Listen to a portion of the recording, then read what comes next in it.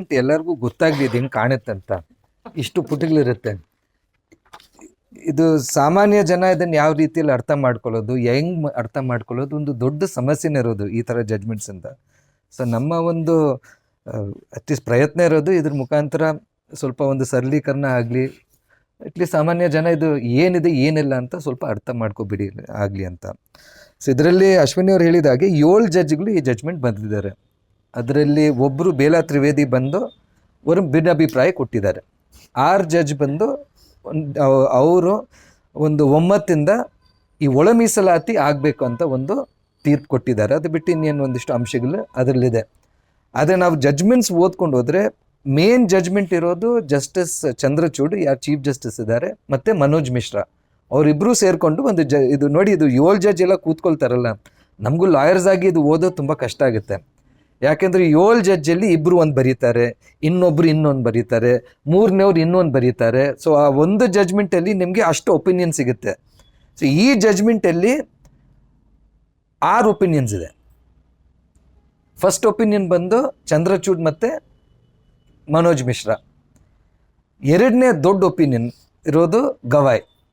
3ನೇ ದೊಡ್ಡ ಒಪಿನಿಯನ್ ಇರೋದು ಪಂಕಜ್ ಮಿತ್ತಲ್. 4ನೇ ದೊಡ್ಡ ಒಪಿನಿಯನ್ ಇರೋದು ಬೇಲಾ ತ್ರಿವೇದಿ. ಅದು ಬಿಟ್ಟು ಇನ್ನೆರಡು ಜಡ್ಜು ವಿಕ್ರಮ್ ನಾಥ್ ಮತ್ತು ಸತೀಶ್ ಚಂದ್ರ ಶರ್ಮಾ ಅಂತ, ಅವ್ರು ನಮ್ಮಲ್ಲಿ ಆ್ಯಕ್ಟಿಂಗ್ CJ ಆಗಿದ್ದರು. ಅವರಿಬ್ಬರು ಬಂದು 2 ಪ್ಯಾರಾಗ್ರಾಫ್ ಜಡ್ಜ್ಮೆಂಟ್ ಕೊಟ್ಟಿದ್ದಾರೆ. ಅವ್ರಿಗೆ ನಾವು ಧನ್ಯವಾದಗಳು ಹೇಳಬೇಕಾಗುತ್ತೆ. 2 ಪ್ಯಾರಾಗ್ರಾಫಲ್ಲಿ ಮುಕ್ತಾಯಗೊಳಿಸಿದ್ರು. ಅವರು ಏನು ಹೇಳಿದ್ರು, ಆ 2 ಪ್ಯಾರಾಗ್ರಾಫಲ್ಲಿ ಚೀಫ್ ಜಸ್ಟಿಸ್ ಏನು ಜಡ್ಜ್ಮೆಂಟ್ ಬರ್ತಿದ್ದಾರೆ ನಾವು ಕಂಪ್ಲೀಟ್ಲಿ ಅವ್ರ ಜೊತೆಗೆ ಒಪ್ಕೊಳ್ತೀವಿ. ಗವಾಯ್ ಏನು ಬರ್ತಿದ್ದಾರೆ ಅದಕ್ಕೂ ನಾವು ಕಂಪ್ಲೀಟ್ಲಿ ಒಪ್ಕೊಳ್ತೀವಿ. ಗವಾಯ್ ಅವರು ಅವ್ರ ಜಡ್ಜ್ಮೆಂಟಲ್ಲಿ ಏನು ಬರೀತಾರೆ, ಚೀಫ್ ಜಸ್ಟಿಸ್ ಏನು ಬರ್ತಿದ್ದಾರೆ ಅದು ನಾನು ಸಂಪೂರ್ಣವಾಗಿ ಒಪ್ಕೊಳ್ತೀವಿ. ಆದರೆ ಇದು ತುಂಬ ಮುಖ್ಯವಾದ ಒಂದು ಅಂಶ. ಸೊ ಇದ್ರ ಬಗ್ಗೆ ನಾನು ಇನ್ನೊಂದಿಷ್ಟು ನನ್ನ ವಿಚಾರಗಳು ತಿಳಿಸ್ತೀವಿ. ನಮ್ಮ ಅಶ್ವಿನಿ ಅವರು ನಮ್ಗೆ ತಿಳಿಸಿದರು. ಪಂಕಜ್ ಮಿತ್ತಲ್ಲೂ ಅದೇ ರೀತಿಯಲ್ಲಿ ನಾನು ಕಂಪ್ಲೀಟ್ಲಿ ಚಂದ್ರಚೂಡ್ ಅವ್ರ ಜಡ್ಜ್ಮೆಂಟ್ನ ಒಪ್ಕೊಳ್ತೀನಿ, ಏನು ಗವಾಯ್ ಅವ್ರು ಹೇಳಿದ್ರು ಅದನ್ನು ನಾನು ಒಪ್ಕೊಳ್ತೀನಿ, ಆದರೂ ನನ್ನ ಒಂದು ಅನಿಸಿಕೆ ಇದೆ ಅದನ್ನು ನಾನು ಸೇರಿಸ್ತೀನಿ ಇವಾಗ. ಸೊ ಅವರು ಒಂದಿಷ್ಟು ಅಂಶಗಳು ಬರೆದಿದ್ದಾರೆ. ಅದ್ರ ಬಗ್ಗೆ ಮಾತಾಡಿಲ್ಲ, ಒಂದಿಷ್ಟು ನಾನು ಅದರಲ್ಲಿ ಅದನ್ನು ಸ್ವಲ್ಪ ನಿಮ್ಮ ಮುಂದೆ ಇಡ್ತೀನಿ. ಬಟ್ ಮುಖ್ಯವಾಗಿ ಇದು ವಿಚಾರ ಇರೋದು ಏನು, ಇದು ಒಳ ಮೀಸಲಾತಿದು ಒಂದು ವಿಚಾರ. ಅಶ್ವಿನಿ ಅವ್ರು ಹೇಳಿದ ಹಾಗೆ ಯಾಕೆ ಇವತ್ತು ಬಂದಿದೆ, ಯಾವ ರೀತಿಯಾದ ಒಂದು ರಾಜಕೀಯ ಸಂದರ್ಭದಲ್ಲಿ ಬಂದಿದೆ, ರಾಜಕೀಯವಾಗಿ ಇದನ್ನು ಯಾವ ರೀತಿಯಲ್ಲಿ ಅರ್ಥ ಮಾಡ್ಕೊಳ್ಳೋದು, ಮುಂದೆ ಏನಾಗುತ್ತೆ ಈ ಜಡ್ಜ್ಮೆಂಟಿಂದ, ಐ ಥಿಂಕ್ ಇದು ತುಂಬ ಇಂಪಾರ್ಟೆಂಟ್. ನಮ್ಮ ಕರ್ನಾಟಕದಲ್ಲಿ ನಾವು ಮಾತಾಡಿದ್ರೆ ಸ್ವಲ್ಪ ಸುಲಭ ಆಗುತ್ತೆ. ಒಳ ಮೀಸಲಾತಿಯ ಬಗ್ಗೆ ಆ್ಯಕ್ಚುಲಿ ನಾನು ಹೇಳಬೇಕಿಲ್ಲಿ, ಈ ಒಂದು ವಿಚಾರ ಈ ಜಡ್ಜ್ಮೆಂಟ್ ಬಂದಾಗ ನನಗೆ ಮೊದಲು ನೆನಪು ಬಂದಿದ್ದು ನನ್ನ ತುಂಬ ಹಳೆಯ ಗೆಳೆಯ ಪಾರ್ಥ ಅಂತ. ಪಾರ್ಥ ಬಂದು ಐ ಥಿಂಕ್ 2 ವೀಕ್ಸ್ ಬ್ಯಾಕ್ ತುಮಕೂರಲ್ಲಿ ತೀರೋಗ್ಬಿಟ್ರು. ಈ ಒಂದು ಒಳ ಮೀಸಲಾತಿಯ ಪ್ರಶ್ನೆ ನನಗಂತೂ ಇಂಟ್ರೊಡ್ಯೂಸ್ ಮಾಡಿದ್ದು ಪಾರ್ಥ. ನಂಗೆ ಇನ್ನೂ ನೆನಪಿದೆ, ನಾನು ಜಸ್ಟ್ ಆವಾಗ ಕಾಲೇಜ್ ಬಿಟ್ಟಿದ್ದೆ. This is late 90s. ಆವಾಗ ಈ ಆಂಧ್ರದಲ್ಲಿ ಒಳ ಮೀಸಲಾತಿಗೆ ಸಂಬಂಧಪಟ್ಟಿದ್ದು ದೊಡ್ಡ ಹೋರಾಟ ನಡೀತು, ಮಾಲಕೃಷ್ಣ ಅವ್ರದ್ದೆಲ್ಲ ಹೋರಾಟಗಳು. ಅದ್ರದ್ದು ಒಂದು ಸ್ಟಾರ್ಟಿಂಗು ನಮ್ಮ ಕರ್ನಾಟಕದಲ್ಲಿ ಬಂದಿದ್ದು. ಸೊ ಆವಾಗ ಪಾರ್ಥ ಇವರೆಲ್ಲ ಮುಂಚೂಣಿಯಲ್ಲಿದ್ದರು. ಆವಾಗ ಒಂದು ಸುಮಾರು ನಾವು ವಾದ ಮಾಡಿದ್ವಿ, ಇದು ಯಾಕೆ ಹಿಂಗೆ, ಇದು ಯಾಕೆ ನಾವು ಸರ್ಕಾರದಿಂದ ಇದಕ್ಕೆ ಒಂದು ಉತ್ತರ ಕಂಡುಹಿಡಿಬೇಕು, ಸಮುದಾಯಗಳ ಒಳಗಡೆ ಇದು ಒಂದು ಇದಕ್ಕೆ ಒಂದು ಪರಿಹಾರ ಕಂಡಿರೋ ಒಂದು ವಿಚಾರ, ಅದು ಸರ್ಕಾರ ಹೋಗ್ಬೇಕು, ಕೋರ್ಟ್ಗಂತೂ ಹೋಗಲೇಬಾರ್ದಂತ ಸುಮಾರು ಒಂದಿಷ್ಟು ನಾವು ಆ ಟೈಮಲ್ಲೆಲ್ಲ ಚರ್ಚೆ ಮಾಡಿದ್ವಿ. ಆದರೆ ಈ ತೀರ್ಪು ಬರೋಕ್ಕಿಂತ ಒಂದು 2 ವಾರ ಮುಂಚೆನೇ ಅವರು ತೀರೋಗಿದ್ರು. ಸೊ ಅವ್ರು ನಿಜವಾಗ್ಲೂ ನಾನು ತುಂಬಾ ನೆನ್ಕೊಂಡೆ ಈ ಒಂದು ಜಡ್ಜ್ಮೆಂಟ್ ಬಂದಾಗ. ಸೊ ಈ ಜಡ್ಜ್ಮೆಂಟ್ದು ಒಂದಿಷ್ಟು ಸಾರಾಂಶ ನಮ್ಮ ಅಶ್ವಿನಿ ಅವ್ರು ಕೊಟ್ಟಿದ್ದಾರೆ. ಕರ್ನಾಟಕ ಸಂದರ್ಭದಲ್ಲಿ ನಾವು ಅರ್ಥ ಮಾಡ್ಕೋಬೇಕಂದ್ರೆ SC ನಮ್ಮ ಪರಿಶಿಷ್ಟ ಜಾತಿಗಳು 101 ಅಂತ ಲಿಸ್ಟಲ್ಲಿ ನಿಮಗೆ ಸಿಗುತ್ತೆ. ನಮ್ಮ ಕೆಲಸ ಸ್ವಲ್ಪ ಈಸಿ ಆಗಿದೆ ಇದರಲ್ಲಿ, ಯಾಕೆಂದರೆ ಸದಾಶಿವ ಆಯೋಗದ ಒಂದು ವರದಿ ಇದೆ. ಅಫ್ಕೋರ್ಸ್ ಅಫಿಷಿಯಲ್ ವರದಿ ಯಾವತ್ತೂ ಪಬ್ಲಿಕ್ ಆಗಿಲ್ಲ. ಏನು ರಿಪೋರ್ಟ್ ಲೀಕ್ ಆಗಿದೆ ಅದು ಒಫಿಷಿಯಲ್ ಅಂತ ನಾನು ಪರಿಗಣಿಸ್ತಾ ಇದ್ದೀನಿ. ಯಾಕೆಂದರೆ ಆ ರಿಪೋರ್ಟಲ್ಲಿ ಸುಮಾರು ಒಂದಿಷ್ಟು ಅಂಶಗಳು ನಮಗೆ ಕಾಣುತ್ತೆ. ಆ ರಿಪೋರ್ಟಲ್ಲಿ ನಾವು ನೋಡಬೇಕಾದ್ರೆ ಮತ್ತು ಜನರಲ್ ಆಗಿ ಒಂದು ವಾದ ಇದ್ದಿದ್ದೇನೆಂದರೆ, ಕರ್ನಾಟಕದಲ್ಲಿ ಈ ಯಾರು ಪರಿಶಿಷ್ಟ ಜಾತಿಗಳಿದ್ದಾರೋ ಅದರಲ್ಲಿ ಒಂದಿಷ್ಟು ಜಾತಿಗಳು ಅವ್ರಿಗೆ ಎಲ್ಲ ರೀತಿಯಾದ ಸೌಲಭ್ಯಗಳು, ಅಂದರೆ ಈ ಮೀಸಲಾತಿಯ ಸೌಲಭ್ಯಗಳು ಅವರೇ ತೊಗೊಂಡು ಹೋಗ್ತಿದ್ದಾರೆ, ಬೇರೆ ಸಮುದಾಯಗಳಿಗೆ ಸಿಗ್ತಾ ಇಲ್ಲ. ಇದು ಜನರಲ್ ಆಗಿ ಒಂದು ನಾವು ಅರ್ಥ ಮಾಡ್ಕೋಬೇಕಂದ್ರೆ ಇರೋದು.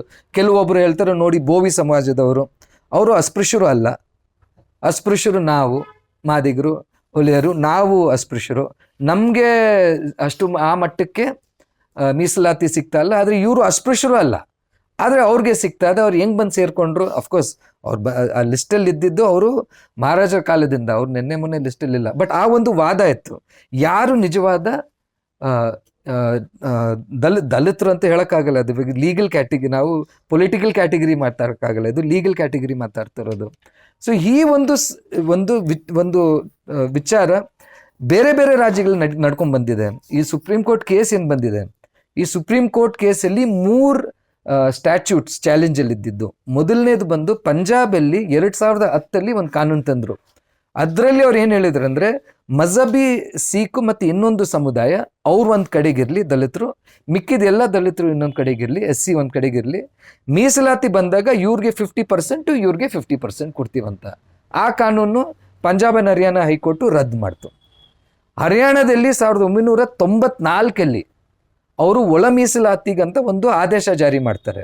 ಅದರಲ್ಲಿ ಗ್ರೂಪ್ A ಮತ್ತು ಗ್ರೂಪ್ B ಮಾಡ್ತಾರೆ. ಗ್ರೂಪ್ ಬಿ ಯಲ್ಲಿ ಒಂದು 6 SC ಸಮಾಜ ಇರ್ತಾರೆ. ಗ್ರೂಪ್ A ಅಲ್ಲಿ ಆಲ್ಮೋಸ್ಟ್ ಒಂದು 40-50 ಇನ್ನೊಂದು ಇರುತ್ತೆ. ಅದರಲ್ಲೂ ಸಹ 50-50 ಅಂತ ಮಾಡ್ತಾರೆ. ಅದು ಪಂಜಾಬ್ ಆ್ಯಂಡ್ ಹರಿಯಾಣ ಹೈಕೋರ್ಟಲ್ಲಿ ಚಾಲೆಂಜ್ ಆಗಿ ಕ್ವಾಶ್ ಆಗಿ ಸುಪ್ರೀಂ ಕೋರ್ಟ್ಗೆ ಬರುತ್ತೆ. ಆ ಒಂದು ಸಂದರ್ಭದಲ್ಲಿ ತಮಿಳ್ನಾಡಲ್ಲಿ ಅರುಂಧತಿಯಾರ್ ಸಮಾಜ ಏನಂತಿದೆಯೋ, ಭಾರಿ ಒಂದು ತುಳಿತಕ್ಕೆ ಒಳಪಟ್ಟ ಒಂದು ಸಮಾಜ, ಆ ಸಮಾಜಕ್ಕೆ ಇಲ್ಲ ಇದು ಒಳ ಮೀಸಲಾತಿ ತುಂಬ ಮುಖ್ಯ ಇದೆ ಅಂತ ತಮಿಳ್ನಾಡು ಸರ್ಕಾರ ಒಂದು ಕಾನೂನು ತರುತ್ತೆ. ದಟ್ ಏನು SCಗೆ ಏನು ಮೀಸಲಾತಿ ಇದೆಯೋ ಅದರಲ್ಲಿ 16% ಅದು ಬರೀ ಅರುಂಧತಿಯಾರ್ಗೆ ಹೋಗಬೇಕು ಅಂತ. ಅದು ಹೈಕೋರ್ಟಲ್ಲಿ ಚಾಲೆಂಜ್ ಮಾಡಿದೆ, ಡೈರೆಕ್ಟಾಗಿ ಸುಪ್ರೀಂ ಕೋರ್ಟಲ್ಲೇ ಆರ್ಟಿಕಲ್ 32 ಅವರು ಚಾಲೆಂಜ್ ಮಾಡಿದ್ರು. ಈ ಎಲ್ಲ ಕೇಸನ್ನು ಇವಾಗ ಡಿಸಿಷನ್ ಸುಪ್ರೀಂ ಕೋರ್ಟ್ ಕೊಟ್ಟಿರೋದು. ಸೊ ಈ ಒಂದು ಇದು ಸಂದರ್ಭ ನನಗನ್ಸುತ್ತೆ ನಾವು ಸ್ವಲ್ಪ ಮನಸ್ಸಲ್ಲಿಡೋಣ. ನಾನು ಜಾಸ್ತಿ ಇವಾಗ ಏನೇನು ಸೆಕ್ಷನ್ ಏನೇನು ಆರ್ಟಿಕಲ್ಸ್ ಇದೆ ಅದ್ರ ಬಗ್ಗೆ ಮಾತಾಡೋಕೆ ಹೋಗಲ್ಲ. ತುಂಬ ಸಂಕ್ಷಿಪ್ತವಾಗಿ ಸುಪ್ರೀಂ ಕೋರ್ಟ್ ಏನು ಹೇಳಿದೆ. ಮೊದಲನೇದು ಸುಪ್ರೀಂ ಕೋರ್ಟ್ ಹೇಳಿದ್ದು ಒಳ ಮೀಸಲಾತಿ ಸರ್ಕಾರಗಳು ಮಾಡ್ಬೋದು, ದಿಸ್ ಇಸ್ ಕ್ಲಿಯರ್. ಆದರೆ ಮಾಡಬೇಕಂತ ನೀವಿದ್ರೆ ಇದು ಸುಮ್ಮನೆ ನಿಮಗೆ ನಾವು ಫ್ರೀಯಾಗಿ ಬಿಟ್ಕೊಡ್ತಲ್ಲ, ನೀವು ಏನು ಬೇಕಾದರೂ ಮಾಡ್ಕೊಂಡು ಹೋಗ್ಬೋದಂತ. ಅದಕ್ಕೆ ಒಂದಿಷ್ಟು ನಿಬಂಧನೆಗಳನ್ನು ತುಂಬ ಸ್ಪಷ್ಟವಾಗಿ ಈ ಒಂದು ತೀರ್ಪಲ್ಲೇ ಈ ಕೋರ್ಟ್ ಕೊಟ್ಟಿದೆ. ಮೊದಲನೇ ನಿಬಂಧನೆ ಇರೋದೇನೆಂದರೆ, ನೀವು ಏನಾದರೂ ಒಂದು ಒಳ್ಳೆ ಮೀಸಲಾತಿ, ನೀವು ಏನಾದರೂ ಕ್ಲಾಸಿಫಿಕೇಶನ್ ಮಾಡಬೇಕಂದ್ರೆ ಅಶ್ವಿನಿ ಅವ್ರು ಹೇಳಿದಾಗೆ ನೀವು ಡೇಟಾ ಕಲೆಕ್ಟ್ ಮಾಡಬೇಕು. ಎಂಥ ಡೇಟಾ ನೀವು ಎಂಥ ಕಲೆಕ್ಟ್ ಮಾಡಬೇಕಂದ್ರೆ, ಸಾಮಾಜಿಕ ಒಂದು ಏನು ಒಂದು ಹಿಂದುಳಿಕೆ ಇದೆ, ಒಂದು ಸೋಷಿಯಲ್ ಬ್ಯಾಕ್ವರ್ಡ್ನೆಸ್ಸು, ಇಂಟರ್ಸೆ ಅಂದರೆ ಕರ್ನಾಟಕದಲ್ಲಿ 101 ಪರಿಶಿಷ್ಟ ಜಾತಿಗಳಿದೆ. ನೀವಿವಾಗ ಡೇಟಾ ಕಲೆಕ್ಟ್ ಮಾಡಬೇಕು. ಈ 101ರಲ್ಲಿ ನೀವು ಯಾಕೆ ಬರೀ ಈ ಒಂದು 5 ಸಮಾಜಕ್ಕೆ ಇನ್ನೂ ಒಂದು ಸ್ಪೆಷಲ್ ಪ್ರಿಫರೆನ್ಸ್ ಟ್ರೀಟ್ಮೆಂಟ್ ಕೊಡಬೇಕು, ನೀವು ತೋರಿಸ್ಬೇಕಾಗುತ್ತೆ ಡೇಟಾ ಮುಖಾಂತರ. ಅಂದರೆ ಡೇಟಾ ಅಂದರೆ ಏನು, ಇದರಲ್ಲಿ ಅವ್ರು ಒಂದು ಬರೀತಾರೆ, ತುಂಬ ಒಳ್ಳೆಯ ವಿಚಾರ ಬರೀತಾರೆ ಒಂದು, ದಟ್ ನೀವು ಅವ್ರಿಗೆ ಯಾವ ರೀತಿಯಲ್ಲಿ ಉದ್ಯೋಗಗಳು ಸಿಕ್ಕಿದೆ ಸರ್ಕಾರದಲ್ಲಿ ಅದನ್ನು ನೀವು ಕಂಡುಹಿಡಿಬೇಕು. ಸುಮ್ಮನೆ ಸಂಖ್ಯೆಗಳು ನೀವು ಕೊಡೋಕ್ಕಾಗಲ್ಲ. ಸೊ ನೀವು ನಮ್ಮ BBMPಯಲ್ಲಿ ತಗೊಳ್ಳಿ, ರಿಸರ್ವ್ಡ್ ಕ್ಯಾಟಗಿರಿ ನಾವೇನಾದರೂ ತೊಗೊಂಡೋದ್ರೆ, ಫಾರ್ ಇನ್ಸ್ಟೆನ್ಸ್ 5000 ಅಂತ ನಾವು ಒಂದು ನಂಬರ್ ಜನರಲ್ ಆಗಿ ಹೇಳ್ತಾ ಇರೋದು, ಹಂಗೆ ನೀವು ಹೇಳೋಕ್ಕಾಗಲ್ಲ. ಅದರಲ್ಲಿ ಗ್ರೂಪ್ 4 ಸಫಾಯಿ ಕರ್ಮಚಾರಿಯಾಗಿ ಯಾರು ಕೆಲಸ ಮಾಡ್ತಿದ್ದಾರೆ, ಯಾರು ಪ್ಯೂನ್ ಆಗಿ ಕೆಲಸ ಮಾಡ್ತಿದ್ದಾರೆ, ಗ್ರೂಪ್ C ಅಲ್ಲಿ ಯಾರಿದ್ದಾರೆ, ಗ್ರೂಪ್ A ಅಲ್ಲಿ ಯಾರಿದ್ದಾರೆ, ಗ್ರೂಪ್ B ಅಲ್ಲಿ ಯಾರಿದ್ದಾರೆ, ಪರ್ ಪೋಸ್ಟ್ ನೀವು ತಗೋಬೇಕು. ಇದು ತಗೊಂಡು ನೀವು ತೋರಿಸ್ಬೇಕಾಗುತ್ತೆ ದಟ್ ಈ ಸಮಾಜ ಬಂದು ಈ ಎಲ್ಲ ಒಂದು ಉದ್ಯೋಗಗಳಲ್ಲಿ ಅವ್ರಿಗೆ ಕರೆಕ್ಟ್ ಆದ ಒಂದು ಪ್ರತಿನಿಧಿತ್ವ, ಅವ್ರಿಗೆ ಒಂದು ಅವಕಾಶ ಸಿಗಲಿಲ್ಲ ಅಂತ. ಸೊ ಮೊದಲನೇ ನಿರ್ಬಂಧ ಇದೊಂದು ಇಟ್ಟಿದ್ದಾರೆ. ಎರಡನೇದು ಅವ್ರು ಏನು ತುಂಬ ಕ್ಲಿಯರ್ ಆಗಿ ಹೇಳಿದ್ದಾರೆ ಅಂದರೆ, ನೀವೊಂದು ಜಾತಿ ವಿಶೇಷ ಅಂತ ಅವ್ರಿಗೆ ಮೀಸಲಾತಿ ಒಳ ಮೀಸಲಾತಿ ಕೊಡೋಕ್ಕಾಗಲ್ಲ. ಈ ಜಾತಿ, ನಾನು ಈ ಜಾತಿಗೆ ಇಷ್ಟು ಕೊಡ್ತೀನಿ ಅಂತ ಹೇಳೋಕ್ಕಾಗಲ್ಲ. ನೀವು ಈ ಏನು ಒಂದು ಸರ್ವೆ ಮಾಡ್ತೀರಾ ಅದರಲ್ಲಿ ನೀವು ಗ್ರೂಪಿಂಗ್ಸ್ ಮಾಡಬೇಕು. ಈ ಒಂದು ನೀವೊಂದು ಶ್ರೇಣಿ ಮಾಡಿದ್ರೆ ಅದರಲ್ಲಿ ಭಾರಿ ಒಂದು ಕಡಿಮೆ ಒಂದು ರೆಪ್ರೆಸೆಂಟೇಷನ್ ಸಿಕ್ಕೋ ಸಮಾಜಗಳನ್ನು ನೀವು ಗ್ರೂಪ್ ಮಾಡಬೇಕು.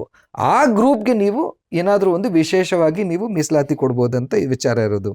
ಮೂರನೇದು ಬಂದು ತುಂಬ ಕ್ಲಿಯರಾಗಿ ಹೇಳ್ತಾರೆ, ನಿಮ್ಮ ರಾಜಕೀಯ ಒತ್ತಡಗಳಿಂದ ನೀವು ಯಾವುದೇ ಕಾರಣಕ್ಕೆ ಮೀಸಲಾತಿ ಕೊಡೋಂಗಿಲ್ಲ.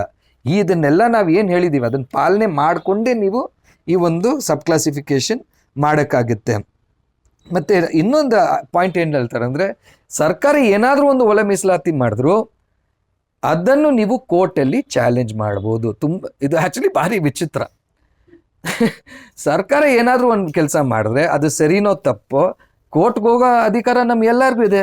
ಆದರೆ ಇದರಲ್ಲಿ ವಿಶೇಷವಾಗಿ ಮೇನ್ ಜಡ್ಜ್ಮೆಂಟಲ್ಲಿ ಬರೀತಾರೆ, ಸಬ್ ಕ್ಲಾಸಿಫಿಕೇಶನ್ ನೀವು ಮಾಡಿದ್ರೆ ಹಿಂಗೆ ಮಾಡಬೇಕು, ಹಂಗೆ ಮಾಡಬೇಕು, ಇದೆಲ್ಲ ಮಾಡಿದ ಮೇಲೆ ಇದು ನಾವು ಕೋರ್ಟಲ್ಲಿ ಚಾಲೆಂಜ್ ಮಾಡ್ಬೋದು.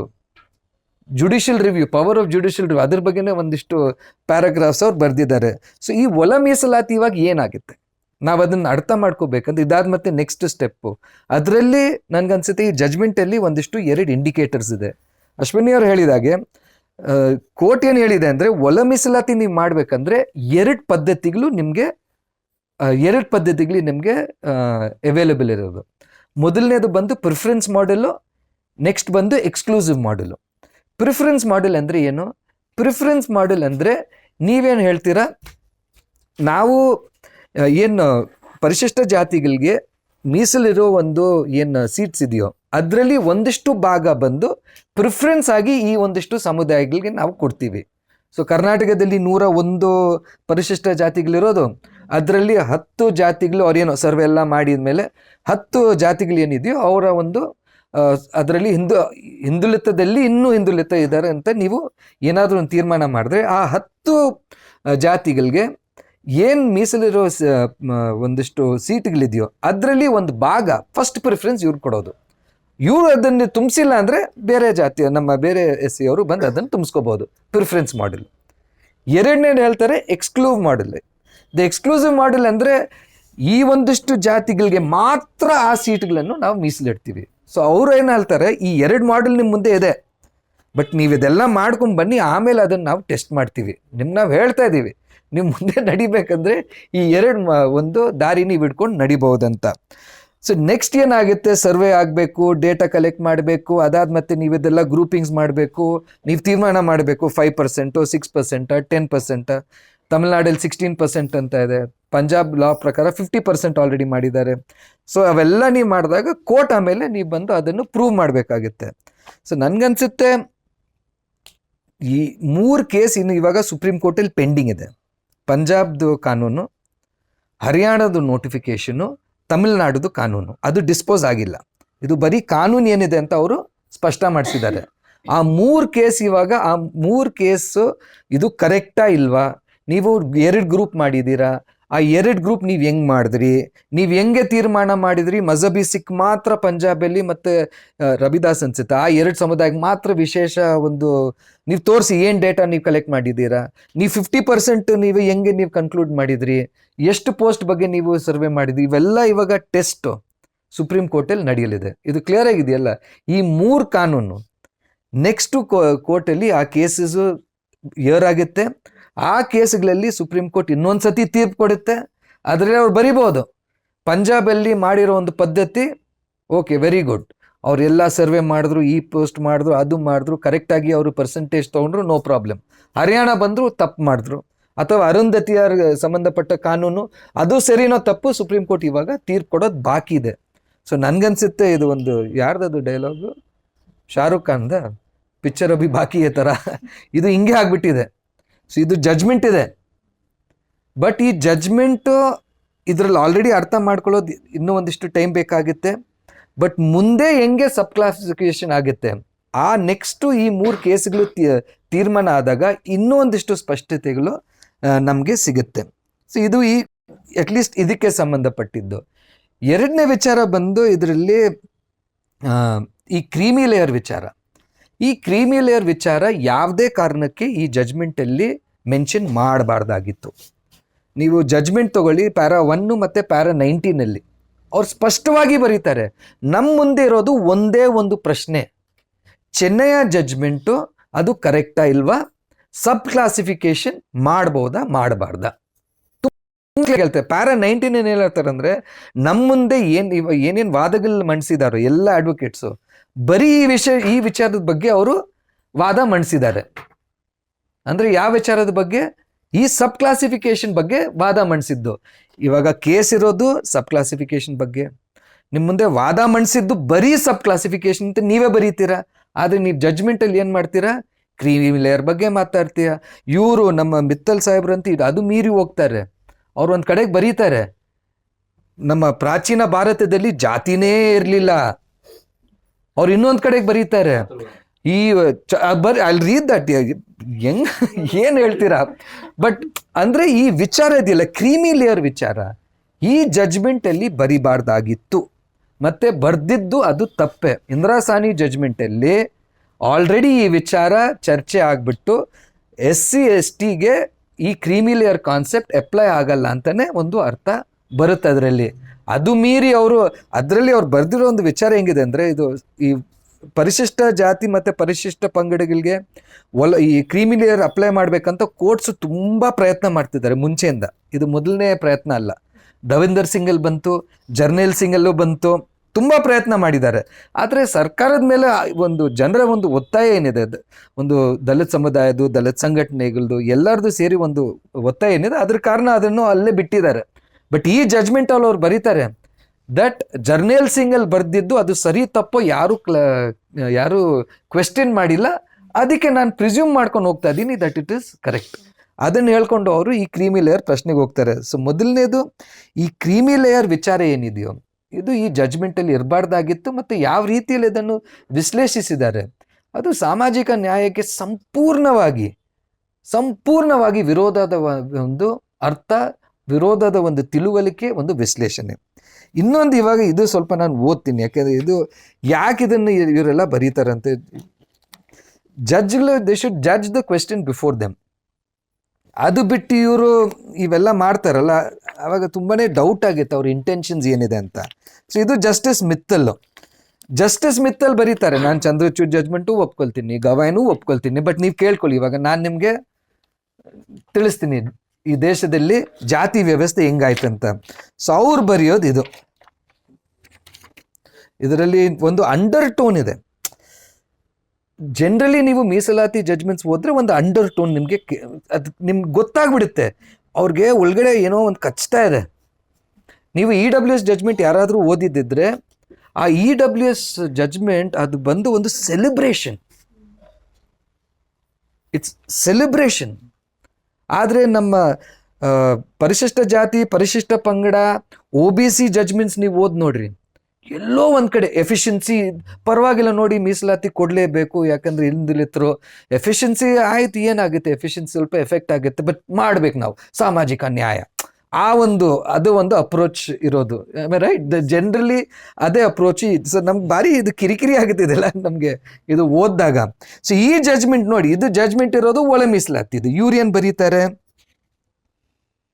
According to my limited understanding of the scriptures, especially the Gita, I am of the firm view that in primitive India there was no existence of any caste system. Rather, there was a categorization of people according to their profession, talent, qualities and nature. ಏನಂತಾರೆ, ಪ್ರಾಚೀನ ಭಾರತದಲ್ಲಿ ಜಾತಿನೇ ಇರಲಿಲ್ಲ. ಅಂದರೆ ಗೀತಾ ಪ್ರಕಾರ ಆಯಿತು, ಪ್ರಾಚೀನ ಭಾರತದಲ್ಲಿ ಜಾತಿನೇ ಇರಲಿಲ್ಲ. ಆದರೆ ಜನನ ಬಂದು ನೀವು ವಿಂಗಡಿಸಿದ್ರ, ಕ್ಯಾಟಗರೈಸೇಷನ್ ವಿಂಗಡಿಸಿದ್ದು ಯಾವ ಆಧಾರದ ಮೇಲೆ ನೀವು ಅವ್ರನ್ನ ವಿಂಗಡಿಸಿದ್ರಿ? ಅವರ ಪ್ರೊಫೆಷನು, ಏನು ಕೆಲಸ ಮಾಡ್ತಿದ್ದಾರೆ, ವೃತ್ತಿ ಮೇಲೆ ವಿಂಗಡಿಸಿದ್ರಿ. ಅವರ ಪ್ರತಿಭೆ ಮೇಲೆ ನೀವು ವಿಂಗಡಿಸಿದ್ರಿ. ಕ್ವಾಲಿಟೀಸು, ಅವರ ಗುಣಗಳ ಮೇಲೆ ನೀವು ಮಾಡಿದ್ರಿ. ಮತ್ತು ಅವರ ನೇಚರ್, ಸ್ವಭಾವ.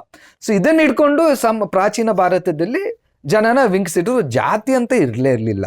ಇನ್ನೊಂದು ಕಡೆಗೆ ಅವ್ರು ಬರೀತಾರೆ, ಇದು ಇನ್ನೂ ಇವೆಲ್ಲ ಜಡ್ಜ್ಮೆಂಟ್ಸಲ್ಲಿ ಬರೋ ವಿಚಾರಗಳ.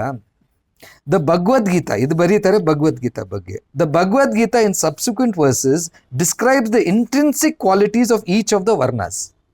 The Varna system depicting occupational categories can also be explained with the physical body of a man, wherein the head of the person which does the intellectual work.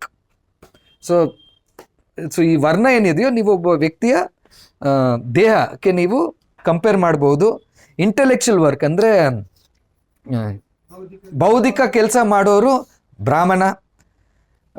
ಒಂದು ಕುಟುಂಬ ಮತ್ತು ಕೆಲಸ ಮಾಡೋ ಒಂದು ಕೈ ಕ್ಷತ್ರಿಯ. ಆಬ್ಡೋಮಿನ್ನು, ಹೊಟ್ಟೆ ತುಂಬಿಸೋದು, ಅದು ವೈಶ್ಯರು. ಅದು ಬಿಟ್ಟು ಈ ಶೂದ್ರರು, ಕಾಲಿಂದ ಬಂದರು, ಯಾರು ಮ್ಯಾನ್ಯುವಲ್ ಲೇಬರ್ ಮಾಡ್ತಾರೆ. ಇದು ಜಡ್ಜ್ಮೆಂಟಲ್ಲಿ ಬರ್ತಿದ್ದಾರೆ. ಇದನ್ನು ಸ್ಪಷ್ಟೀಕರಣ ಕೊಟ್ಕೊಂಡು ಈ ಜಜ್ಮೆಂಟಲ್ಲಿ ಬರೀತಾರೆ. ಇನ್ನೊಂದು ಕಡೆಗೆ ಇನ್ನೊಂದು ಬರೀತಾರೆ. ಇವರೆಲ್ಲ ಅಲ್ಲ, ನಾವು ಕೇಳಬೇಕಾಗಿತ್ತೆ ಇದು. Yes, and this is not what ಇವಾಗ ಫಸ್ಟ್ಲಿ ಇದು ರಾಂಗ್. ಈಗ ನೀವು ಯಾರಾದರೂ ತಗೊಳ್ಳಿ, ಜಾತಿ ಇದು ಆ್ಯಂಟಿ ಕಾಸ್ಟ್ ಯಾವುದಾದ್ರೂ ಒಂದು ಲಿಟ್ರೇಚರ್ ತಗೊಳ್ಳಿ, ಬಾಬಾ ಸಾಹೇಬ್ ಅಂಬೇಡ್ಕರ್ ಅಂತ ತಗೊಳ್ಳಿ, ಎಷ್ಟೋ ಜನ ಬರೆದಿದ್ದಾರೆ ಜಾತಿ ಮತ್ತು ವರ್ಣದ ಏನೊಂದು ಸಂಬಂಧ ಇದೆ, ಜಾತಿ ಯಾವ ರೀತಿಯಲ್ಲಿ ಈ ದೇಶದಲ್ಲಿ ಹುಟ್ಟು ಬಂದಿದ್ದು, ಇದ್ರ ಬಗ್ಗೆ ಇಟ್ಸ್ ಅನ್ಕಂಟೆಸ್ಟೆಡ್ ನಾವು. ಬಟ್ ಇವ್ರು ಇವಾಗ ಅದನ್ನೇ ತಿರ್ಗಾ ವಾಪಸ್ಸು ಹೋಗ್ಬಿಟ್ಟು ಒಂದು ಒಂದು ದೇಶದಲ್ಲಿ ನಮ್ಮನ್ನು ಕೂರ್ಸೋಕ್ಕೆ ಪ್ರಯತ್ನ ಮಾಡ್ತಿದ್ದಾರೆ. ಈ ವಿಚಾರ ಬಂದು ಈ ಜಡ್ಜ್ಮೆಂಟಲ್ಲಿ ಮಾಡ್ತಾ ಆಯಿತು, ಇದು ಮಾಡಿ ಇಲ್ಲೇ ಮುಗಿಸ್ತಾರ? ಇದನ್ನು ಮಾಡಿ ಇಲ್ಲೇ ಅವ್ರು ಮುಗಿಸಲ್ಲ. ಇದು ಮಾಡಿದ ಮೇಲೆ ಅವ್ರು ಏನಂತಾರಂದರೆ ಒಂದಿಷ್ಟು ಸಜೆಷನ್ಸ್ ಕೊಡ್ತಾರೆ. ಮೊದಲನೇದು ಹೇಳ್ತಾರೆ, they has to be a relook of reservation. ಈ ಒಂದು ಮೀಸಲಾತಿ ವಿಚಾರವನ್ನೇ ನಾವು ಫ್ರೆಶ್ ರೀಲುಕ್ಕು, ಮರುಪರಿಶೀಲನೆ ಮಾಡ್ಬೇಕಂತ ಹೇಳ್ತಾರೆ. ಅದು ಬಿಟ್ಟು ಅವ್ರು ಏನು ಹೇಳ್ತಾರೆ ಅಂದರೆ, ಏನಾದರೂ ಒಂದು ಪ್ರಿವಿಲೇಜು SC/ST ಸಿಕ್ಕಿದ್ರೆ ಅದು ಬರೀ ಫಸ್ಟ್ ಜನ್ರೇಷನು ಅಥವಾ ಒಂದೇ ಜನ್ರೇಷನ್ಗೆ ಮೀಸಲಿಡಬೇಕು. ಸೊ ನನಗೇನಾದರೂ ಒಂದು ಮೀಸಲಾತಿ ಸಿಕ್ಬಿಟ್ರೆ ಮುಗೀತು, ನಾನು ಹಿಂದೆನೂ ಯಾರು ತೊಗೊಂಡಿರಬಾರ್ದು, ಮುಂದೆನೂ ಯಾರು ತೊಗೊಂಡಿರಬಾರ್ದು. ಆ ರೀತಿಯಲ್ಲಿ ನಾವು ಮೀಸಲಾತಿ ಮಾಡಿದ್ರೆ ಒಳ್ಳೇದಂತ ಹೇಳ್ತಾರೆ. ಮೂರನೇದು, ಅದು ಮೀರೇನೂ ಹೋಗ್ತಾರೆ ಅವರು, ಇಲ್ಲಿಗೆ ನಿಲ್ಲಿಸಲ್ಲ. ಅವ್ರು ಹೇಳ್ತಾರೆ ಪೀರಿಯಾಡಿಕ್ ಎಕ್ಸಸೈಸ್, ನೀವು ನಿರಂತರ ಒಂದು ಪ್ರಕ್ರಿಯೆ ನಡೆಸಬೇಕು. ಏನಕ್ಕೆ? Periodical exercise has to be undertaken to exclude the class of persons who, after taking advantage of reservation, has come to march shoulder to shoulder with the general category. ಅಂದರೆ ನೀವು ಇದು continue review ಮಾಡ್ಕೊಂಡು ಹೋಗಿ, ಯಾರಿಗೆ ಮೀಸಲಾತಿ ಸಿಕ್ಕಿದೆಯೋ ಅವ್ರು ಸ್ವಲ್ಪ ಮುಂದೆ ಹೋಗಿದ್ದಾರೆ, ಅವ್ರು ಇದರಿಂದ ಹೊರಗಡೆ ಬರ್ತಿರ್ಬೇಕು. ಇದು ಎಲ್ಲಿ ಇದು ಎಷ್ಟು ಮಟ್ಟಿಗೆ ಇವೆಲ್ಲ ಒಂದು ತಳಮಟ್ಟದಲ್ಲಿ ತುಳಿತಕ್ಕೆ ಒಳಪಟ್ಟ ಸಮುದಾಯಗಳು ಅವರ ಒಂದು ನಿಜನಿತ್ಯ ಜೀವನದಿಂದ ಎಷ್ಟು ದೂರ ಇದೆ ಅಂದರೆ ನಮ್ಗೆ ಗ್ರಹಿಸಕ್ಕೂ ಆಗಲ್ಲ. ಇದೇ ದೇಶದಲ್ಲಿ ರೋಹಿತ್ ವೆಮುಲಾ ಕಾಂಡ ನಮ್ಗೆಲ್ಲರಿಗೂ ಗೊತ್ತಿದೆ, ಅದು ಒಂದು ಉದಾಹರಣೆ. ಪ್ರತಿ ಒಂದು ಯೂನಿವರ್ಸಿಟಿಯಲ್ಲಿ ನೀವು ಸ್ಟೂಡೆಂಟಲ್ಲಿ ಮೀಸಲಾತಿಯಿಂದ ಹೋದ್ರೂ ಸರಿ, ಇಲ್ಲದಿದ್ರೆ ಜನರಲ್ಲೂ ಹೋದ್ರೂ ಸರಿ, ಬಟ್ ನೀವು ಆದಿವಾಸಿ ದಲಿತ ಆಗಿದ್ರೆ ಯಾವ ರೀತಿಯಲ್ಲಿ ಒಂದು ಶೋಷಣೆ ನಿಮ್ಗೆ ಆಗುತ್ತೆ ಅಂತ ನಮ್ಗೆಲ್ಲರಿಗೂ ಗೊತ್ತಿರೋ ವಿಚಾರ. IAS ಆಫೀಸರ್ಸ್ಗೆ ಏನಾಗುತ್ತೆ ಅಂತ ಗೊತ್ತಿರೋ ವಿಚಾರ. ಮೊನ್ನೆ ಮೀರಾದಿ ಕುಮಾರಿ ಅವ್ರೊಂದು ಮಾತು ಹೇಳಿದ್ರು, ಅವ್ರ ತಂದೆ ಜಗಜೀವನ್ ರಾಮು ಅವ್ರು ಯಾವ ರೀತಿಯಲ್ಲಿ ಆ ಒಂದು ಪದಕ್ಕೆ ಹೋದ್ಮೇಲೆ ಅವ್ರು ಯಾವ ರೀತಿಯಾದ ಒಂದು ಜಾತಿ ಶೋಷಣೆಗಳು, ಜಾತಿ ದೌರ್ಜನ್ಯಗಳು ಅವ್ರು ಫೇಸ್ ಮಾಡಿದಾರಂತ. ಸೊ ಈ ಒಂದು ಶಿಕ್ಷಣ, ಒಂದು ಸತಿ ರಿಸರ್ವೇಷನ್ ಸಿಕ್ಬಿಟ್ರೆ ಸಾಮಾಜಿಕ ನ್ಯಾಯ ಬಂದ್ಬಿಡ್ತು ನಿಮ್ಮ, ಆರ್ ರಾದರ್ ಸಾಮಾಜಿಕ ನ್ಯಾಯದ ಮೇಲೆ ನಿಮ್ಮ ಒಂದು ಅಧಿಕಾರ ಅಲ್ಲಿಗೆ ಮುಗ್ದೋಯ್ತು. ಈ ಒಂದು ಅರ್ಥ ಏನು ಬರುತ್ತೆ ಈ ಒಂದು ವಿಚಾರಗಳಿಂದ, ಅದು ಭಾರಿನೇ ಒಂದು ಡಿಸ್ಟರ್ಬಿಂಗು. ಇದರಲ್ಲಿ ಆ್ಯಕ್ಚುಲಿ ಒಂದು ಪಾಯಿಂಟ್ ನಾನು ಹೇಳೋಕ್ಕೆ ಬಯಸೋದು ಏನಂದರೆ, ನಾವೊಂದು ಜಡ್ಜ್ಮೆಂಟ್ ಓದಿದಾಗ ಆ್ಯಕ್ಚುಲಿ ಬೇಲಾ ತ್ರಿವೇದಿನೂ ಇದ್ರ ಬಗ್ಗೆ ಎಲ್ಲೋ ಒಂದು ಕಡೆ ಬೇರೆ ಸಂದರ್ಭದಲ್ಲಿ ಮಾತಾಡ್ತಾರೆ. ಇವಾಗ 7 ಜಡ್ಜಸ್ಸು, 6 ಒಪಿನಿಯನ್ಸು, ಒಂದು ಜಡ್ಜ್ಮೆಂಟಲ್ಲಿ ಬರೆದಿದ್ದೆಲ್ಲ ಜಡ್ಜ್ಮೆಂಟ್ ಆಗಲ್ಲ. ಅಂದರೆ ಆರ್ಟಿಕಲ್ 141 ಇರೋದು ಏನಂದರೆ, ಸುಪ್ರೀಂ ಕೋರ್ಟ್ ಏನು ಜಡ್ಜ್ಮೆಂಟ್ ಕೊಡುತ್ತೋ ಅದು ಎಲ್ಲರ ಮೇಲೆ ಅನ್ವಯ ಆಗುತ್ತೆ, ಎಲ್ಲರೂ ಅದನ್ನು ಪಾಲನೆ ಮಾಡ್ಬೇಕಂತ ಇರೋದು. ಸೊ ಸುಮಾರು ಜನ ಅದಕ್ಕೆ ಭಯ ಆಗಿಬಿಟ್ಟಿದೆ, ಸುಪ್ರೀಂ ಕೋರ್ಟ್ ಹಿಂಗೆ ಹೇಳಿದೆ ಅಂದರೆ ಮುಗೀತಲ್ಲ. ಇಲ್ವೇ ಇಲ್ಲ. ಸುಪ್ರೀಂ ಕೋರ್ಟಲ್ಲಿ ಕೂತಿರೋ ಒಂದು ಜಡ್ಜು ತಮ್ಮ ಅಭಿಪ್ರಾಯ ಕೊಟ್ಟಿದ್ದಾರೆ ಅಷ್ಟೇ. It is arbiter, it is not a direction. Creamy layer ಆಗಿರಲಿ, ಬರೀ ಒಂದೇ ಪೀಲಿಗೆ ಮಾತ್ರ ಮೀಸಲಾತಿ ಕೊಡೋದಾಗಿರಲಿ, ಅಥವಾ ಒಂದು ಸತಿ ಮಾತ್ರ ರಿಸರ್ವೇಷನ್ ಕೊಡೋದಾಗಿರಲಿ, ಇವೆಲ್ಲ ಬಂದು ಆರ್ಬಿಟರು. ಇದು ಜಡ್ಜ್ಮೆಂಟ್ ಭಾಗ ಆಗಲ್ಲ ಅಂತ ನಾವಾದ ಮಾಡ್ಬೋದು. ಇವಾಗ ಅದು ಕೋರ್ಟ್ ಅದೇ ರೀತಿಯಾದ ಜಡ್ಜಲ್ಲಿ ನಾಳೆ ಕೂತ್ಕೊಂಡ್ರೆ ಅವರು ಅದನ್ನು ಯಾವ ರೀತಿಯಲ್ಲಿ ನೋಡ್ತಾರೆ ಅಂತ ನಾವು ಅದು ಬಾಕಿ. ಬಟ್ ಪಾಯಿಂಟ್ ಇರೋದು, ಈ ವಿಚಾರಗಳು ಕೋರ್ಟ್ ಮುಂದೆ ಇರಲಿಲ್ಲ. ಬಸ್ ಎರಡು ಪಾಯಿಂಟ್ ಹೇಳಿ ನಾನು ಮುಗಿಸ್ತೀನಿ. ಈ ಜಡ್ಜ್ಮೆಂಟಿಂದ ಯಾವುದೇ ಒಂದು ಹೊಸ ಚರ್ಚೆ ಉದ್ಭವ ಆಗಿಲ್ಲ ಈ ವಿಚಾರಗಳು ಬಿಟ್ಟು. ಒಳ ಮೀಸಲಾತಿಯ ಒಂದು ವಿಚಾರ ಬಂದು ಇದು ಭಾರಿ ಒಂದು ಹಳೆಯ ಒಂದು ಚರ್ಚೆ, ಒಂದು ವಿವಾದ ನಮ್ಮ ದೇಶದಲ್ಲಿ ನಡೀತಾ ಇರೋದು. ನನಗೆ ಇನ್ನೂ ನೆನಪಿದೆ, ಪ್ರೊಫೆಸರ್ ಬಾಲ್ಗೋಪಾಲ್ ಅಂತ ಇದ್ದರು, ಭಾರಿ ನಾವೆಲ್ಲ ಅವ್ರಿಗೆ ತುಂಬ ರೆಸ್ಪೆಕ್ಟ್ ಮಾಡ್ತಾಯಿದ್ವಿ. I think this was final year of engineering 98 ಇರಬೇಕು. ಪ್ರೊಫೆಸರ್ ಅವರು ಆ್ಯಕ್ಚುಲಿ ಸುಮಾರು ಆ ಟೈಮಲ್ಲಿ ಅವ್ರು ಬೆಂಗಳೂರು ಬರ್ತಾ ಇದ್ರು. ಈ ಒಳ ಮೀಸಲಾತಿಯ ಒಂದು ಭಯಂಕರ ಹೋರಾಟ ಆಂಧ್ರ ಪ್ರದೇಶಲ್ಲಿ ನಡೀತಿತ್ತು. ಸೊ ಆ ಸಂದರ್ಭದಲ್ಲಿ ಅವ್ರ ಹತ್ರ ಮಾತಾಡ್ತಿದ್ದಾಗ ಅವರು ಭಾರಿ ಒಂದು ಸುಂದರವಾಗಿ ಒಂದು ಮಾತು ನಮ್ಗೆ ಹೇಳಿದ್ರು.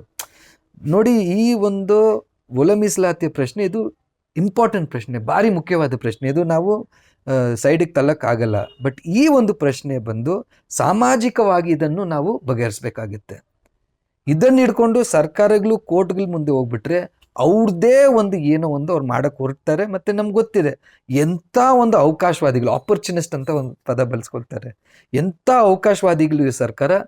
ಈ ಒಂದು ಏನು ಡಿಫ್ರೆನ್ಸ್ ಇದೆ, ಈ ಡಿಫ್ರೆನ್ಸನ್ನು ಡಿವೈಡ್ ಮಾಡೋಕ್ಕೆ ಅವ್ರು ಯಾವ ರೀತಿಯಲ್ಲಿ ಬಳಸ್ಕೊಳ್ತಾರೆ ಅಂತ ಸುಮಾರು ಸತಿ ಈ ವಿಚಾರ ಅವ್ರು ಮಾತಾಡಿದ್ರು, ಬರೆದಿದ್ದಾರೂ. ಇವತ್ತಿಗೂ ನನಗನ್ಸುತ್ತೆ ಆ ಒಂದು ಏನು ನಡೆದಿದೆ ಆ ಒಂದು ಥ್ರೆಟ್ ತುಂಬ ರಿಯಲ್ ಆಗಿದೆ.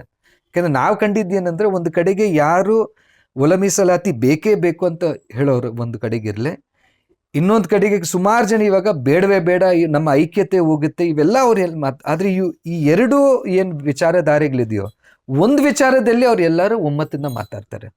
ಮೀಸಲಾತಿ ಮತ್ತು ಸಾಮಾಜಿಕ ನ್ಯಾಯದ ಏನು ಒಂದು ಹಾದಿ ಇದೆ ಅದ್ರ ಮೇಲೆ ಯಾವುದೇ ಕಾರಣಕ್ಕೆ ನಾವು ಸರ್ಕಾರದಿಂದ ದಾಳಿ ಆಗೋಕ್ಕೆ ನಾವು ಬಿಡಲ್ಲ. ಸೊ ಆ ಒಂದು ಒಮ್ಮತ್ತಾದರೂ ನಮಗೆ ಇವತ್ತಿಗೂ ನಮಗೆ ಕಾಣುತ್ತೆ. ಮತ್ತು ಲಾಸ್ಟ್ ಪಾಯಿಂಟ್ ನಾನು ಹೇಳಕ್ಕೆ ಬಯಸಿದ್ದೇನೆಂದರೆ, ನಾವು ಇವತ್ತು ಒಂದು ಎಂಥ ಒಂದು ಸಂದರ್ಭದಲ್ಲಿ ಇದ್ದೀವಂದರೆ, ಇವಾಗ ಸರ್ಕಾರಿ ಕೆಲಸಗಳು ಮೀಸಲಾತಿ ಅಂತ ನಾವು ಎಡ್ಯುಕೇಷನ್ ಜಾಬ್ಸ್ ಅಂತ ನಾವು ಎರಡಿಟ್ಟರೆ, ಎಡ್ಯುಕೇಷನ್ನು ಪ್ರೈವೇಟೈಸೇಷನ್ ಆಗ್ತಾ ಇದೆ, ಜಾಬ್ಸು ಭಾರಿ ಕಡಿಮೆ ಆಗ್ತಾ ಇದೆ. ಇವಾಗ ನಮ್ಮ ಸರ್ಕಾರಿ ನೌಕರಿಗಳು ನೋಡಿದ್ರೆ ರೈಲ್ವೇಸ್ ಬಂದು ಬಹುಶಃ ಲಾಸ್ಟ್ 2 years 3 yearsಯಿಂದ ಅವರು ರಿಕ್ರೂಟ್ಮೆಂಟ್ ಮಾಡಲ್ಲ. ನೀವು 10 ಸೀಟಿಗೆ ನೀವು ಒಂದು ರಿಕ್ರೂಟ್ಮೆಂಟ್ ಕರೆದ್ರೆ ಸಾವಿರಾರು ಜನ ಬಂದು ಇವತ್ತು ಅಪ್ಲಿಕೇಶನ್ ಹಾಕ್ತಾರೆ. ಆ ಮಟ್ಟಕ್ಕೆ ಇವತ್ತು ನಿರುದ್ಯೋಗ ಒಂದು ಕಡೆಗಿದ್ರೆ, ಇನ್ನೊಂದು ಕಡೆಗೆ ಸರ್ಕಾರಿ ನೌಕರಿಗಳೆಲ್ಲ ಪ್ರೈವೇಟೈಸೇಷನ್ ಎಷ್ಟಾಗ್ತಾ ಇದೆ. ನಮ್ಮ IT ಬೆಂಗಳೂರಲ್ಲಿರೋರು ಗೊತ್ತಿರುತ್ತೆ, ಬೆಂಗಳೂರಲ್ಲಿರೋರು ಅಂದರೆ ಯಾರು ಸ್ವಲ್ಪ ವಯಸ್ಸಾದವರು, ಸೇ ಬಿಫೋರ್ 80s ಯಾರು ಮಕ್ಕಳಿದ್ರು, ನಿಮಗೆ ITI BHEL BEL ಈ ಎಲ್ಲ ಪಬ್ಲಿಕ್ ಸೆಕ್ಟರು ಸಾವಿರಾರು ಜನ ಪಬ್ಲಿಕ್ ಸೆಕ್ಟರಲ್ಲಿ ಕೆಲಸ ಮಾಡ್ತಿದ್ರು. ಬೆಳಿಗ್ಗೆ ಹೆಂಗಿತ್ತಂದರೆ 100 ಬಸ್ಸುಗಳು. ನನಗಿನ್ನೂ ನೆನಪಿದೆ, ಬೆಲ್ ಅಂದರೆ ಬ್ರೌನ್ ಕಲರ್ ಬಸ್ ಹೋಗ್ತಿತ್ತು, HL ಅಂದರೆ ಬ್ಲೂ ಕಲರ್ ಬಸ್ ಹೋಗ್ತಾ ಇದ್ದು. ಈಚ್ ಬಸ್ ತುಂಬ್ಕೊಂಡು ಹೋಗ್ತಾ ಇದ್ರು ಜನ, ಅಷ್ಟು ಮಟ್ಟಿಗೆ ಪಬ್ಲಿಕ್ ಸೆಕ್ಟರ್ ಕೆಲಸ. ITL ಒಂದು ಕಾಲದಲ್ಲಿ 40,000 45,000 ಪರ್ಮನೆಂಟ್ ಜಾಬ್ಸ್ ಇದ್ದಿದ್ದು. ಇವತ್ತು ITIಯಲ್ಲಿ I think around 40 permanent workers ಇದ್ದಾರೆ. 45,000 ಇದ್ದಿದ್ದು 40 ಆಗಿದೆ. ಕೇಂದ್ರ ಸರ್ಕಾರ ಬಂದು ಎಲ್ಲ ಪಬ್ಲಿಕ್ ಸೆಕ್ಟರ್ ಅಂಡರ್ಟೇಕಿಂಗ್ಸ್ ಪ್ರೈವೇಟೈಸ್ ಮಾಡ್ತಿದ್ದಾರೆ. ಪ್ರೈವೇಟೈಸೇಷನ್ ನಾವು ವಿರೋಧ ಮಾಡೋದು ಬರೀ ಒಂದು ಆರ್ಥಿಕ ದೃಷ್ಟಿಯಿಂದಲ್ಲ, ಒಂದು ಸಾಮಾಜಿಕ ನ್ಯಾಯ ದೃಷ್ಟಿಯಿಂದ ನಾವು ವಿರೋಧ ಮಾಡೋದು. ನೀವು ಪ್ರೈವೇಟೈಸೇಷನ್ ಮಾಡಿದ್ರೆ ಮೀಸಲಾತಿನ ನೀವು ಕಿತ್ಕೊಳ್ತಾ ಇದ್ದೀರಾ. ಒಂದು ಸ್ಟೆಪ್ ಆಫ್ ಅವಕಾಶ ಏನಿದೆಯೋ ಅದನ್ನು ನೀವು ವಂಚನೆ ಮಾಡ್ತಾ ಇದ್ದೀರ ಅಂತಿರೋದು. ಅದು ಒಂದು ಕಡೆಗಿದ್ರೆ, ಇನ್ನೊಂದು ಕಡೆಗಿರೋದು ಏನಂದರೆ, ಇರೋ ಒಂದು ಪೋಸ್ಟ್ ಇವಾಗ ಯಾವುದೇ ಕಾರಣಕ್ಕೆ ತುಂಬತಾನೆ ಇಲ್ಲ. Not found suitable. NFS ಬಂದು ಒಂದು ದೊಡ್ಡ ರೀತಿಯಲ್ಲಿ ಒಂದು ಮೋಸವಾಗಿ ಸರ್ಕಾರಗಳು ಬಳಸ್ಕೊತಾ ಇದ್ದಾರೆ. ಸೊ ಈ ಎಲ್ಲ ವಿಚಾರಗಳು EWS ಒಂದು ಅದಕ್ಕಿಂತ ದೊಡ್ಡ ಮೋಸ ನನಗನ್ಸುತ್ತೆ ಸಂವಿಧಾನದ ಮೇಲೆ ಅಥವಾ ಸಾಮಾಜಿಕ ನ್ಯಾಯದ ಮೇಲೆ ಯಾವುದೂ ಇಲ್ಲ ಈ ಒಂದು ಮೀಸಲಾತಿಯ ಒಂದು ಸಂದರ್ಭದಲ್ಲಿ. ಸೊ ಇಂಥ ಒಂದು ಸಂದರ್ಭದಲ್ಲಿ ನಾವು ಈ ಜಡ್ಜ್ಮೆಂಟ್ ಬಂದಿರೋದು ಯಾವ ರೀತಿಯಲ್ಲಿ ಇದು ಮುಂದೆ ಹೋಗುತ್ತೆ ನಾವು ನೋಡಬೇಕಾಗುತ್ತೆ. ಸರ್ಕಾರಗಳು ಬಂದು ಏನಿದನ್ನು ಬಳಸ್ಕೊಂಡು ಒಂದು ತುಳಿತಕ್ಕೆ ಒಳಪಟ್ಟ ಸಮುದಾಯನ ಇನ್ನೊಂದು ಸಮುದಾಯ ವಿರುದ್ಧವಾಗಿ ಎತ್ಕಟ್ಟುತ್ತಾ, ಕೇಂದ್ರ ಸರ್ಕಾರದ ಇದು ನಾಟಕ ನಾವೆಲ್ಲ ಸೋಷಿಯಲ್ ಇಂಜಿನಿಯರಿಂಗ್ ಅಲ್ಲಿ ಅವ್ರು ತುಂಬ ಮಾಸ್ಟರ್ಸು. ಸೊ ಅದನ್ನು ಯಾವ ರೀತಿ ಅವ್ರು ಬಳಸ್ಕೊತಾರೆ, ಸರ್ಕಾರಗಳು ಬಳಸ್ಕೊಳ್ತಾರೆ, ಅದನ್ನು ಯಾವ ರೀತಿ ಮೀರಿಸೋದು, ನನಗನ್ಸುತ್ತೆ ತುಂಬ ಒಂದಿಷ್ಟು ಪ್ರಶ್ನೆಗಳು ಇನ್ನೂ ಬಾಕಿ ಇದೆ ಈ ವಿಚಾರದಲ್ಲಿ. ಇಲ್ಲಿಗೆ ನಾನು ಮುಗಿಸ್ತೀನಿ. Thank you.